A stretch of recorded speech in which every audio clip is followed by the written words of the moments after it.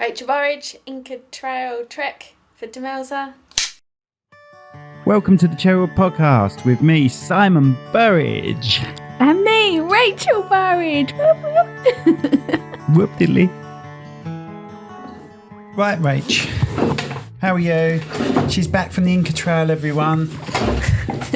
We're not bothering with that now? Nice, half off anyway. 30 seconds. What about you? 29. Okay. So this is an Inca Trail bonus track. Bonus episode. Just having a biscuit. Let's go to the sponsors. Today's sponsors are Medici Associates, chartered structural and civil engineers. Based in the UK with a worldwide reach. Visit their website on demediciassociates.com. This podcast has been brought to you by Snug camper van hire.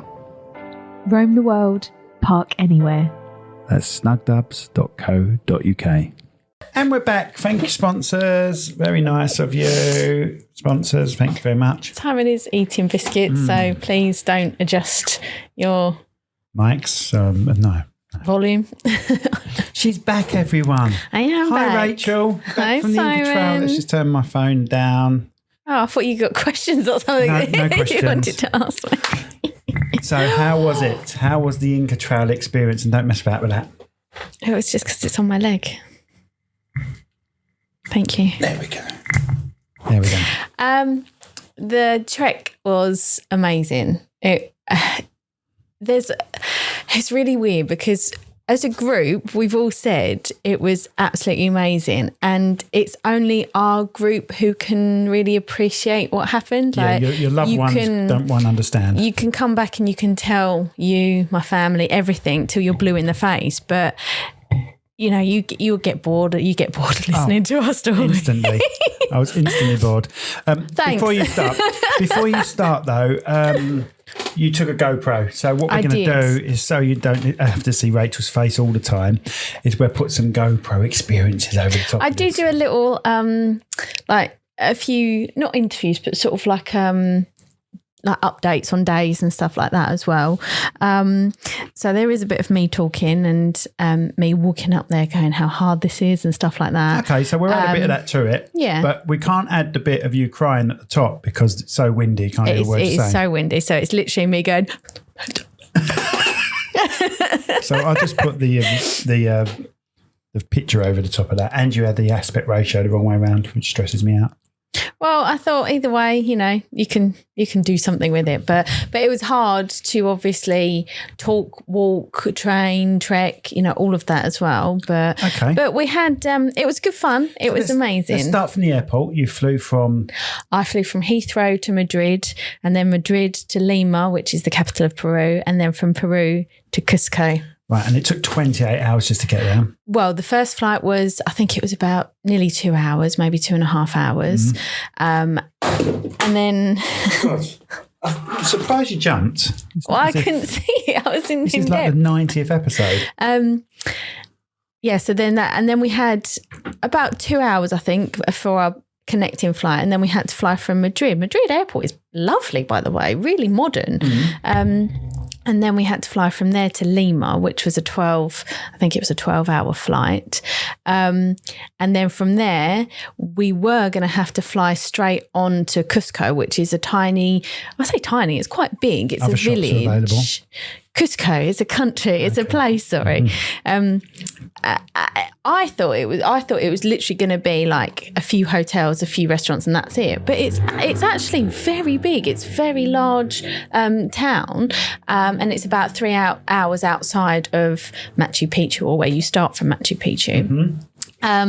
So we actually were told that our bags at Heathrow would go all the way through to Cusco, and they would be there when we got there. But then on the international flight, so going from Madrid to Lima, when we landed in Lima, they said you have to go and pick your bags up because every bag is getting off this plane. So that we only had a limited time between our connecting flights anyway. So we had to then get off, go to pick our bags up, go through passport control, everything like that, and then come back round and check in again. And that only gave us an hour. And then when we get to check in, they said the check-in closes an hour before the flight. So we were a little bit all like, what do we do? How do we get there? They said to us we could leave our bags there and fly ourselves. And everyone was like, that's not going to work. We need our bags. So in the end, we had to split up as a group. I think there was 26 of us in total. We had to split up and go sort of 3s, 4s, 5s on whatever flights they had available for us. So for you, the journey was 28 hours. Yeah. For others, the journey was 38 hours. Yeah, because we had, because the longest wait was 10 hours, wasn't it? Yeah, me, Sarah and Paul were the first 3 to go on the first flight. So we were meant to get, I think it was something like a 5:30 flight or something like that. And we actually managed to get on a 8:30 flight, sorry. So we were the first ones out. And I think the last group, their flight was 6:15 in the evening. So they'd been waiting the majority of the day. So, but it's, and then you get there. So you get into Cusco, and Cusco is actually 3,200 metres or 3,400 metres above sea level. Were some people affected immediately from being there? Yeah. Because I got there and I had a bit of a headache here, but then I couldn't on your head? No, it was just here. It wasn't all over. It was just here. Right. And I couldn't remember. I couldn't determine if it was just through travelling, because it'd been a long old day travelling. So I thought, am I just tired from travelling? So I put it down to just travelling. I took a paracetamol, but then the next day I had it exactly the same as soon as I woke up. Okay. So I thought, right, I'm going to take half of an anti-altitude tablet to see what happens. And then after that, I was okay, actually. How quick does it take for them altitude tablets to kick in? They say, well, it's up to you. It is like as required. So if you need one, it will take maybe 20 minutes, I think, because there were some people there that were sick. Literally instantly, as soon as they landed, they felt the altitude straight away. And then other people didn't feel it at all. So it's just all how your body reacts to it, really. And I did altitude training beforehand at the altitude centre in London. And they said to me, yeah, you should be okay, but get some tablets anyway. And I'm glad I did. It's always best to anyway. Just in case, because it was the headaches. It was having the constant headache. And you think, is that from travelling? But then when you had it the next day, it was, no, actually, this might be altitude related. The first day we were all there. Everyone managed to get there in the end. And the first day was more of a trek train. So we went up from 3-4 to 3-6, 3-7. So we walked up to like one of the highest points in Cusco, and you could look down into the town. And that gave everyone the feel of the pace, who was quicker than others, that sort of thing. How to use your poles. It was more for training for your poles as well, if you wanted to take the poles, because there were people there that had no poles. Right. And they said, I've not trained with poles. Like Hayley, she actually works for Demelza.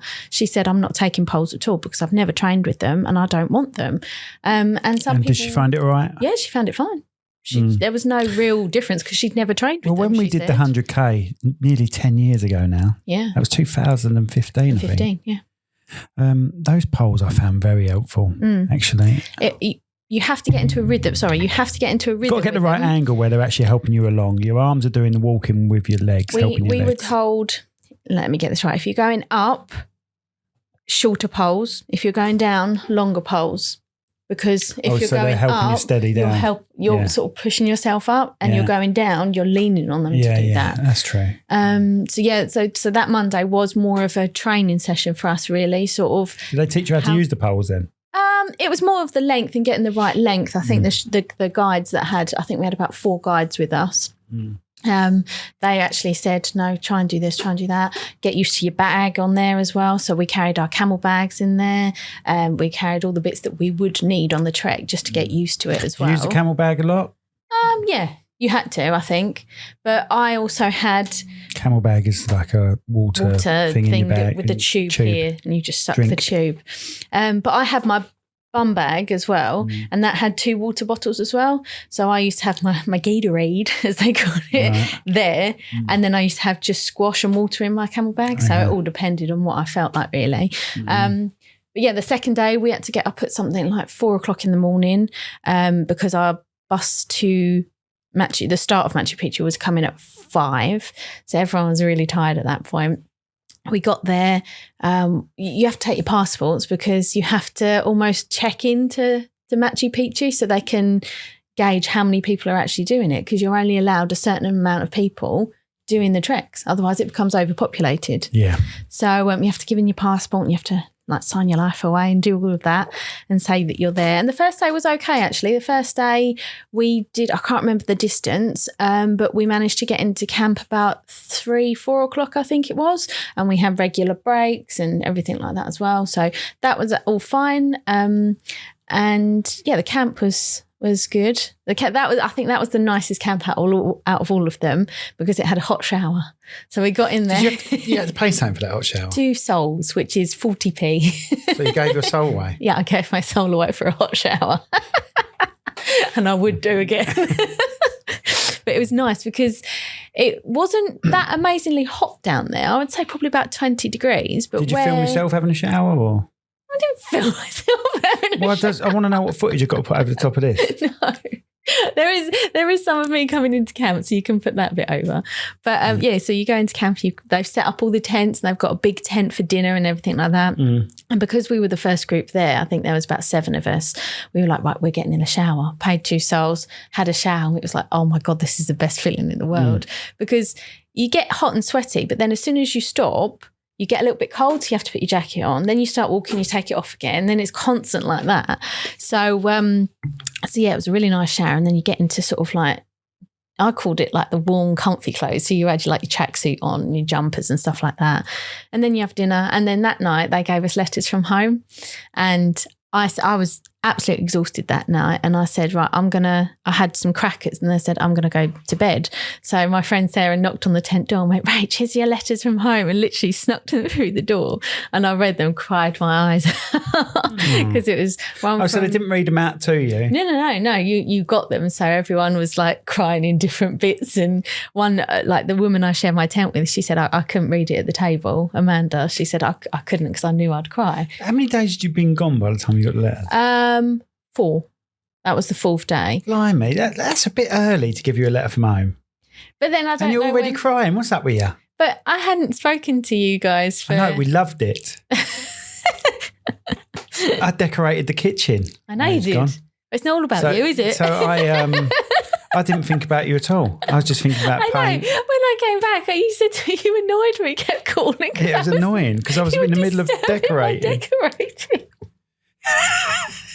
But then that was the first day, I think, because I've never been away from the kids that long. Not yet. I can, Did you miss me or did you just miss the kids? I missed you. Oh, I missed you too. But I'm not going to say that. I didn't. But it's the longest I've been away from the kids. And I think it was because if I've ever been away, I've always been able to contact them, like text them or something. This time it was no signal, no anything. You couldn't. It was nice getting off grid, don't get me wrong, but you couldn't. Am I boring? No, you're not. So you're talking about letters. Yeah. I have a message here from Natalie who came on the podcast. Natalie? No, what's her name? I knew I'd get her name wrong. It's Natalie, isn't it? Who came on the podcast? Demelza. Oh, Alison. Natalie. I'm so sorry, Alison. She's going to hate me for that. Next time she comes on, I've got a bone to pick with you. Let me find it. Oh, yeah, it's Alison. Sorry. Well, what can I say, Rachel? We are also very proud of you at Demelza. We can't believe that you've done it and can't believe you've advertised it. Thank you all so much for your support with Demelza. Thank you to the podcast as well. We can't wait to see you again and celebrate, and we're all very, very proud of you. Oh, did you just make that up? Yeah. And you laughed. I thought he's not reading that. But thank you, Alison. Actually, no. When I got my letter from home, I got 2 letters, and everyone's going, "Why is she special? Why has she got 2 letters?" Because Alison gave me a card and wrote me a letter from home. Oh, right. So she did do that. Yeah. You didn't tell me about that. Yeah, I did. You just didn't listen. I just didn't listen. I was still busy, too busy doing the utility room. But yeah, so I got your letter and I got one from Tilly and Ted saying, "Oh, we'll bake you loads of cakes, Mum, and snacks." And at that point, we were a bit sick of snacks. I was like, I don't want snacks. Because that's the thing. I bought jellies and what do they call them? Electrolytes and everything like that. So I had bought a bottle here full of electrolytes. squashing my camel bag because I thought it might be a little too bit much, sweet. isn't it? And it just gets too much. Yeah. And by the end of it, like they even gave us, like the Sherpas and the company, because we actually went with a company called Action Challenge, who did all the setting up and everything like that. So we were doing it for Demelza, but under Action Challenge. Yeah, well, they get someone in to do it for them. Yeah. So, but then they were giving us, like, we had bags this big, like things that you just clip over you, and had full of snacks, like cookies and bars and cereal bars. And by the end of it, we were giving them to the Sherpas because we were like, we do not want snacks. Please, they must be sick of them as well, though. But they give them a bit of energy because sometimes they can walk for like 4 or 5 hours and not have anything to eat, whereas we're constantly going like this. But yeah, so that was the first day, and then the second day was the hardest, I would say. Well, I don't know. Second day was hard because we camped at 2,900 and we had to walk up to 4,215 actually. Let me get that 15 in because that is really important, that 15. And it was constantly like that. There was never on that day a down bit. It was all uphill. Is that the time you managed to ring us? No, that was the third day. Right, okay. So you were crying your eyes out. That was rocks, like really steep steps that you had to, but it wasn't sort of like just 1, 2, 3. It was, you had to literally climb up these steps. And then the altitude obviously hits as well. So we had one girl, Honor, who was climbing, and literally every 10 steps she was throwing up. And then that's when the doctor must have given her anti-sickness. And then she was ready. And she literally ran to the top. So tell me about what you're seeing. What you're seeing up there, because I'm really interested in that place. So there are places like they will stop and talk to you, and they'll show you bits of, we called them like Inca hotels almost, because at this point, you aren't actually on the Inca Trail. It's going up to the Inca Trail. So you found like ruins and everything like that, like tucked away. There was little tombs in the cliffs and everything like that as well. And this is the sort of place, or the first day, sorry to jump back, the first sort of training days when you see that wall that I at love. the top, yeah. The wall with no gaps whatsoever, but no mortar either. Nothing. They ground them down and they just sort of slid them in. It's a bit like Tetris. Yeah. And they have to literally put one to the other, and then, Amazing. And that's a very spiritual place. There was a group up there doing yoga up there because it was very spiritual apparently. So, but yeah, then going through, we went through, I think at this point there was me, Sarah, and Andy, and we were walking through this. It was almost like a jungle scene, but with rocks and stuff on the floor and butterflies everywhere. Like you look up and just hundreds and hundreds of butterflies, and one landed on my hand. Just randomly, I was like, guys, there's a butterfly on my hand. Do you think that was from someone? I don't know, but everyone took different meanings from that. Like Andy was very spiritual, and me and Sarah said after that, because a butterfly landed on his hat or something like that, and he took that as a sign from someone special in his life. And after that, he went. That was his energy booster, and he went after that. So, but that day was hard. It was. We had to get up at 4 o'clock in the morning to try and trek before the midday sun, because it would have been boiling hot up there. So what sort of temperatures are we talking about? I'm going to say 23, 24 degrees. So it doesn't. And walking and the humidity. And the altitude. What heat does is also removes oxygen. And it was close as well, so you're breathing in hot air here and you're breathing it out, and you can almost feel it. Hence why I had burnt my lips on you this lost day. your chapstick, didn't you? And now you look like you've been bitten by a snake on your lips. My rituals. I have my rituals chapstick thing that was factor 30 or whatever it was. So how long have you been back? 10 days? Yeah, I got back last week. And we still haven't kissed, Rachel. I know. Thank God for that. Because of your herpes. No. It's blisters from the sun. I've got them on my back as well. My back is covered in blisters. But back herpes. No, apologise now. Remember what your mum said last time? Oh yeah, my mum told me off being horrible to her. So yeah, that was my lips obviously started blistering on that day, which wasn't nice. And then they all cracked, and then it was hard to drink and eat because then they would just split open and everything. So that wasn't nice. Any chafing? No. Okay. No. You one blister, didn't you? Oh, like the tiniest one that I didn't even cover up in the end because it was a nothing blister. So it was literally, and that was only because when you get to the top, you sort of like oh my God, I've done it. But then I started getting a bit of a headache. I was like, can I just go down? I need to go down. I want to go down now. When you got to the very top? Yeah. So I think I spent about 20 minutes up there and then went down again. And is there anything at the summit? There's not really, is there? No. Because you go past... it's called Dead Woman's You go Pass. past the Inca bit. Later. So there are so you hit the summit and then on the way back you're going to the Inca bit. Yeah, right, so it's day 1 you go up, then day 2 you go up, and then the end of day 2 you go down into camp. But we haven't even hit the Inca Trail yet. Day 3 was when we actually started going on the Inca Trail, the trail that the Incas made to go to Machu Picchu. Okay.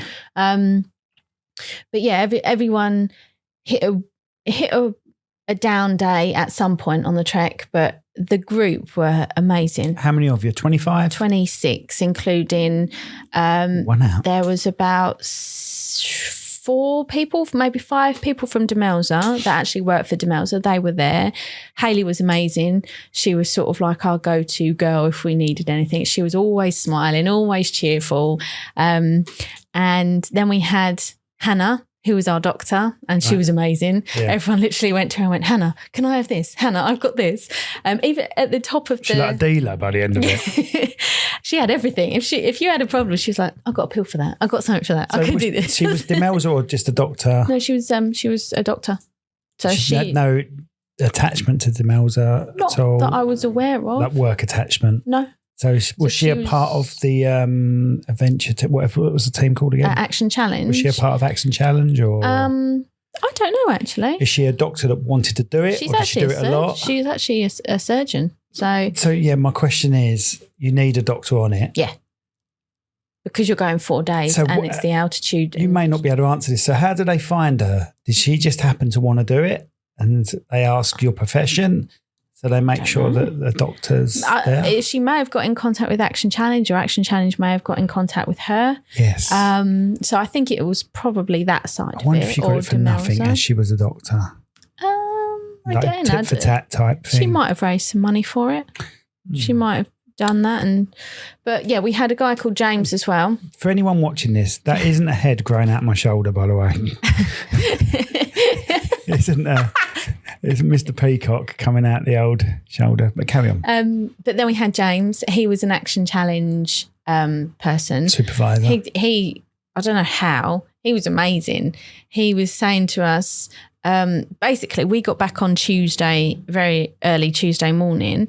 And I think Wednesday or Thursday, he was off to do base camp. And we're like, how? We're all exhausted. And he was off going out there again.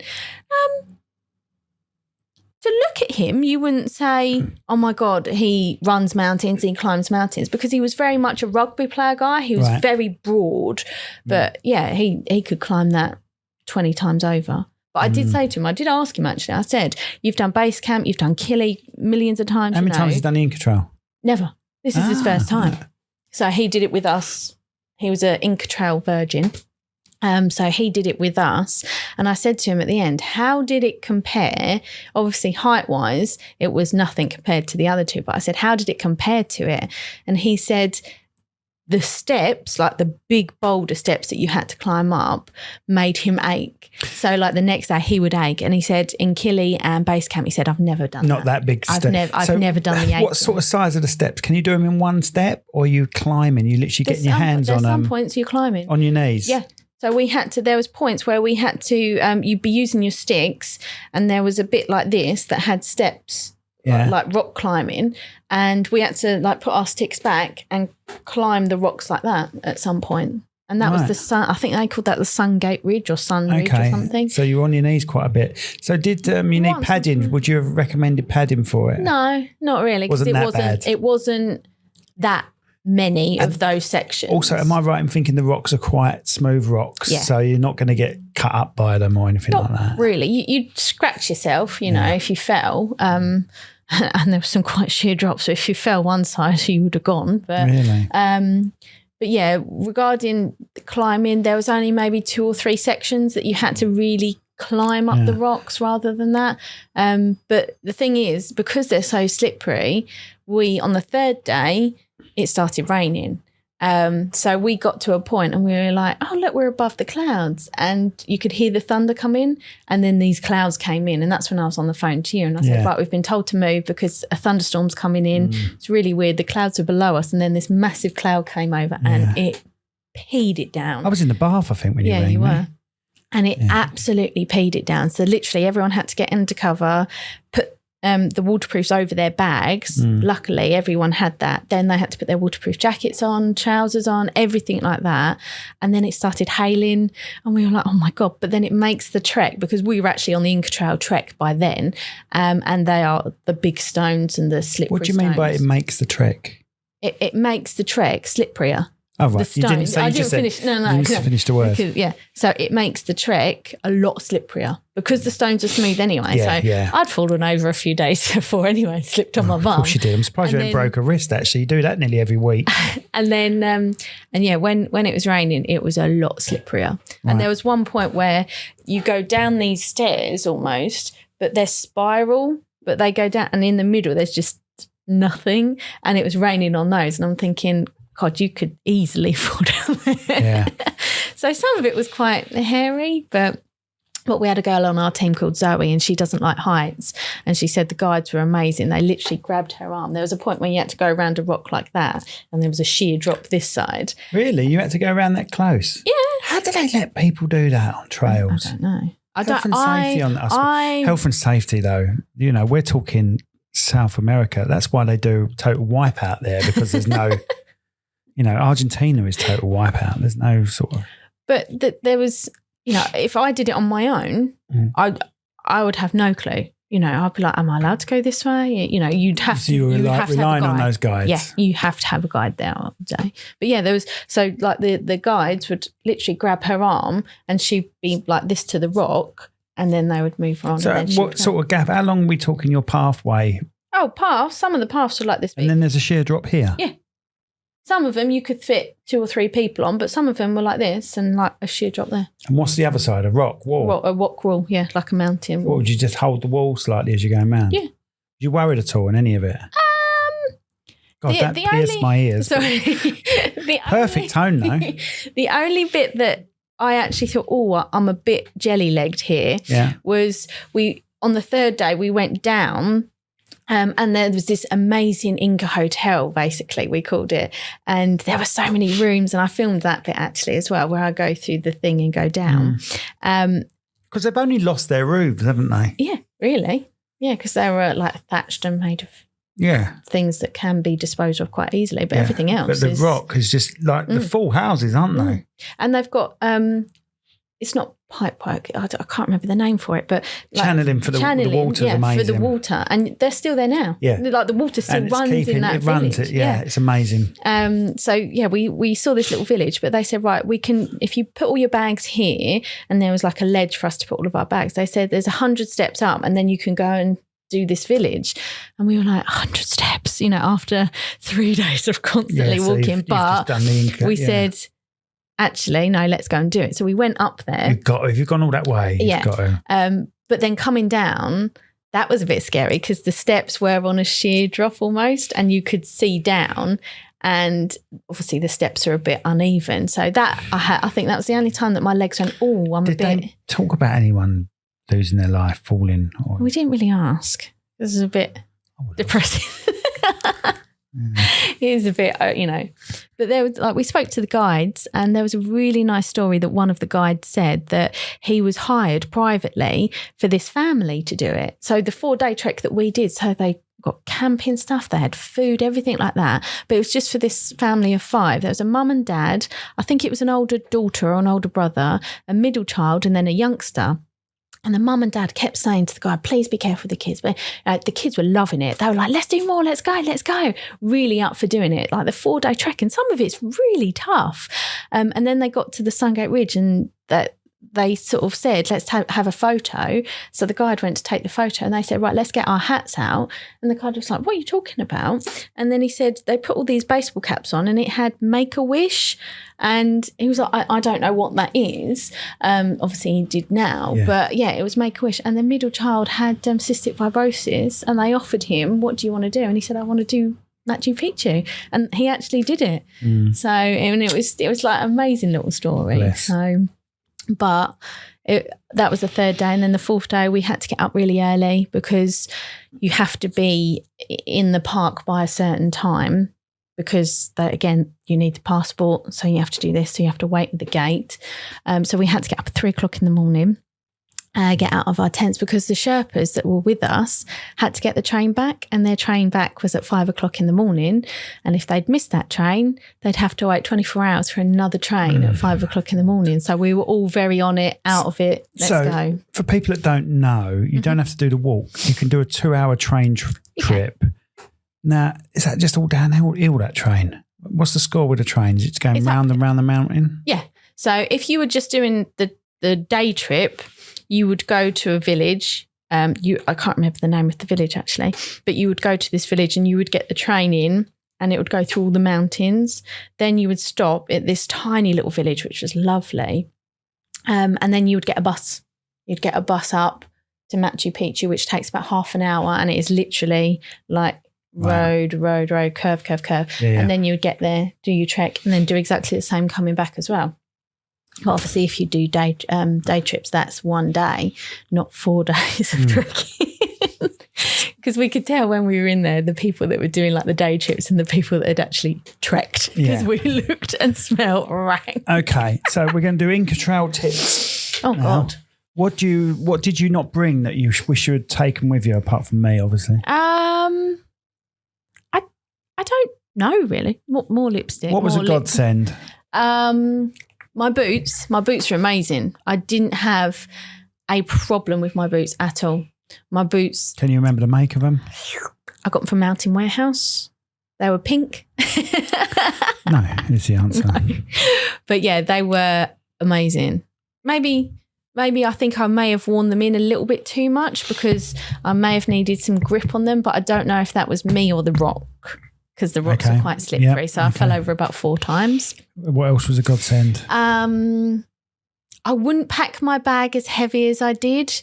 I think because but the only thing in there was the water, which you have to fill up every day. So that's 2 litres. So that's quite heavy. Did you drink the Inca water? You have to sterilise it. So every night, because we made the mistake on the lunchtime on the first day to get more water. Does it taste nice? It tastes like pure water. No? The first day didn't, because I think it was still hot. So it was a bit weird drinking hot water. But the second and third day, because they did it at night and you cool it in your camel bags, it was fine. What I'm trying to say is, does it taste like, really the cleanest, purest water you've ever tasted, or not really? Not Evian. No, not Evian. No, I couldn't tell the difference, to be honest with you. But I'm sure some people might have. What was in your bag that you could have just done without? I don't know. Like even when I got to the top and Roger, one of our guides, he undid it for me and he's like, right, put your bag down, have a rest. And he went, that's too heavy. He said, that's too heavy. You shouldn't be carrying that. Tomorrow, water, snacks, that's it. And I was like, oh, okay. But I had obviously medication in there. It's whatever you needed on the day, because you had a massive backpack for the Sherpas to carry, like a sack that they would do, and it had like. So did he take the rest of the weight for you? No. So I'm confused. So what could you lose? Because if you're halfway up. Oh, I don't. Yeah, he meant as in tomorrow, like the next day that you trek. Don't take all this stuff. Yeah. So was this before you started the trek? No, this was mid-trek. What were you going to do then with the extra weight? So you just put it in the Sherpa bag. Yeah, so you did give it to the Sherpa. That was the first thing I said. No, but not there and then. You had to wait till you get into camp. I know, but the extra weight you gave for them to carry instead of you. Yeah, you shouldn't have really, because their limit is 6 kilos each, and I think mine was. Well, Sarah's was 8.5 kilos. So she was like, right, I've got to repack this thing. What's she got? Knowing her, she's got bloody shoes, stilettos there. No, I took some of her stuff for her, but mine was 5.9, I think, in the end. But yeah, we just don't want them to take the piss out of them, because, these guys, I know they do it all the time, but, you still have to be respectful for them. But yeah, so I don't know, because I had medication, I had a GoPro, which isn't that heavy. I had sort of toilet roll and wet wipes, because if you need a green doorway, sometimes you might have to, because there's not very many toilets. Did you poo on the side of a mountain? I didn't poo on the side of a mountain. I peed on the side of a mountain. Yeah. Were people there watching? Oh no, there was a put me up toilet, wasn't there? In camp, yeah. Oh, sorry. So as you were walking, did you go for a wee? Yeah, not literally walking and just pissing at the same time. Well, me and Sarah. How can you hide if you're on the edge of a mountain? It's hard. So did you and Sarah look after each other like that? Yeah, you like the girls. Was she holding you over the mountain while you? No, like a child. No, like that. You'd find a bit and you'd have to just say, "I'm having a wee." No one look. Oh, and then they see the steam as they went past. No, but you could see, because sometimes it would dribble down the mountain. Go, someone's pissed there. Don't stand there. Oh my god! But yeah, so a few times you have to use a green door, as we call it, a green doorway. Right. But sometimes there were toilets there, and it was mainly just a hole or one of the ones over the cliff. So you just the Inca buildings, did they have toilets in those places that someone said that was what they would use as a toilet? No one really. Did they have a sewage system? It was all under. They built all of their stuff under, so because they needed to have a drainage because it was up quite high, so it had to drain. So that's why they did it in levels almost. Yeah. So some of that is for crops, but that is for the drainage as well. For waste as well? I don't know with regards to waste. Did the Incas poo? Everyone asked you. Google. Did they? The Incas poo. But by the time we actually all got into Machu Picchu, we were exhausted. I mean, it was phenomenal, the sight of actually coming over that mountain and seeing it for the first time. But the thing is, when we actually did that, the clouds are in the way, and then the clouds moved and everyone was like, oh my God, that's amazing. So that was Can you describe the size to us all? Can you compare it to something? Well, they said it's long and thin, basically. So they said, I think it's only something like 300 metres across and 1 kilometre long. And that's it, on the top of this mountain. And literally, it's like the ridge it's like the top sort of ridge of a mountain, isn't it? Yeah. And it goes from one mountain to another. Am I right in thinking that's how No, okay. There's mountains around it, and you can climb those. There were tiny little people at the top of one of those. I think they're normal sized people. It's just that they're far away. From that point, there wasn't Warwick Davis up there. No, from Machu Picchu, you could see like tiny little people in the distance climbing those. Okay. But they have only unearthed something like 30% of Machu Picchu. They were still digging. When I was there, they had a green tent and they were digging something up. I love the idea of that. They were digging something in the middle up. And I took a picture because I thought, Simon would like that. But it was an amazing trip. Right, let's talk about it. We did it for Demelza. Yes, tell us about the Demelza for everyone that don't know who Demelza are. We've had them on. Yeah, we have had them on. A previous episode. And we've got all the links and everything like that. But they are basically a children's hospice, and sick children come there and they make the best of them. They treat them to everything. They look after them. And their families. And their families. And they literally look after them till the last day of their life, and they treat them. That carries on after that as well. They will look after the families. It will, it will do with their families, and they have so much support for children, and like I said, for the families as well, for elderly children who are like the brothers and sisters of the sick children. They will do days out, and it is just an amazing charity, and they work so hard, and everyone there, children, families, staff, are always smiling. Whenever we go in there, they are always smiling and laughing, and they just are so courageous, because I don't think I would be able to do that job. You're getting emotional now just saying it. I am. But as a group, I don't know the total right now, but when we were out there, I think on our second to last night or our last night, they actually told us that we'd raised £136,000 for the charity. That's brilliant. But I think it's already going up because obviously you do the trek. Well, you've still got sponsorship and coming people in, are sponsoring and you. if you do want to sponsor Rachel for something she's already done, so you know you've got to pay it, go and I did on do it. to cherrywoodpro.com/podcast, and then you'll see a link to sponsor Rachel. And she did well. It's a jolly, don't get me wrong. Oh my God, we had this discussion on the train. It's a jolly old holiday.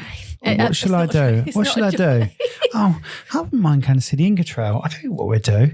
We'll make it look like it's a charity walk. Camping at 3 o'clock mornings in the cold is not a jolly. I would never camp again, by the way. You viewers, to all three of you to decide. Okay. Thanks. Brilliant. Thank you to Demelza for giving my wife this experience. And thank you on behalf of Demelza for getting sponsor money for them. You. We're all very proud of you. I do joke about it being a jolly. It is a jolly, but I'm still very proud Our of you. group are hating you right now. The 26 people out there that did it with me are going, it's not a jolly. Easy. It was easy. It was just a little walk, and you had people carry your stuff. Looking forward to meeting you all. Me, Sarah and Paul were just saying, because Toby and Sienna wrote to Sarah and Paul, and Toby went, Mum, it's just a walk. She was like, thanks. One foot in front of the other, it's just a walk. And we were like, it's just a walk. It's just a walk. So that was our catchphrase. Did you feel like giving up at all?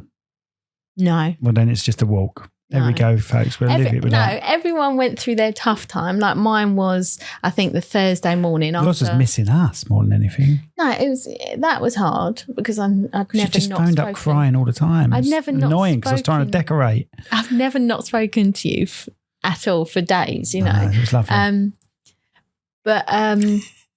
Of course, I know. Though I think when I hit the walls, I think it was you hit one of the walls. Yeah, I think I hit getting up on the Thursday morning. So we'd done the peak bit, and they said to us, "Right, okay, today we're going up." And I just went, "I don't want to do up." I just sat there and I went, "I can't do up anymore." It literally nearly broke me the day before. And they said, "Oh no, we're going up, but only for like half the day." And you know when you're just sitting there and you're like.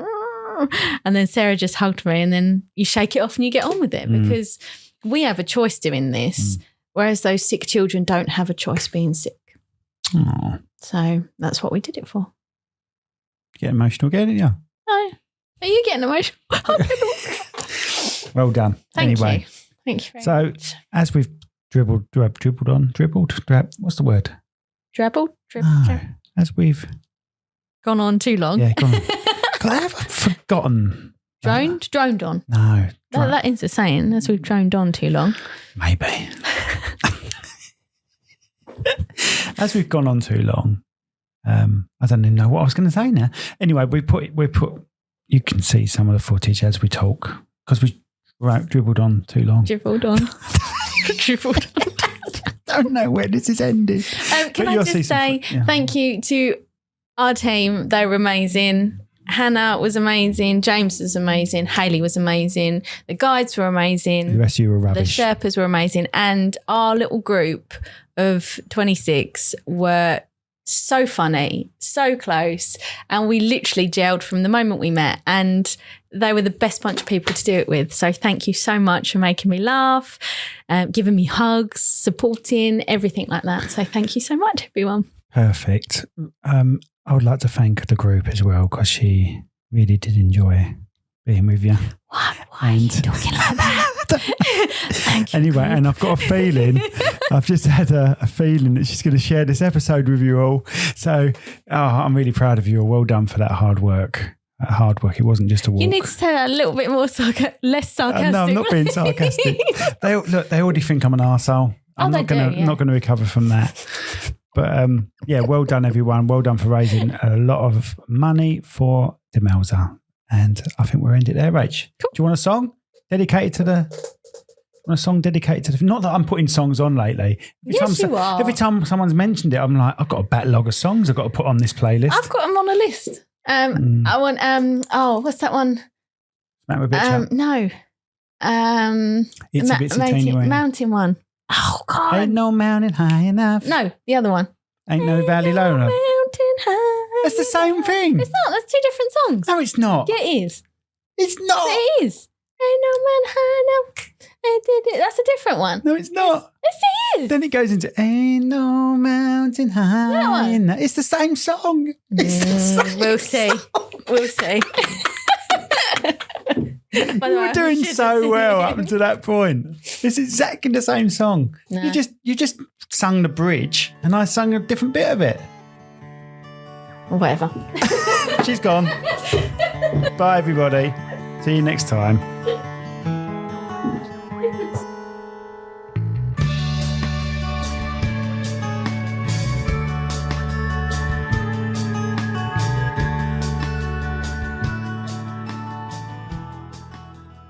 Club Awesome, for autistic children and their families, a place where everyone belongs and fun knows no age limit.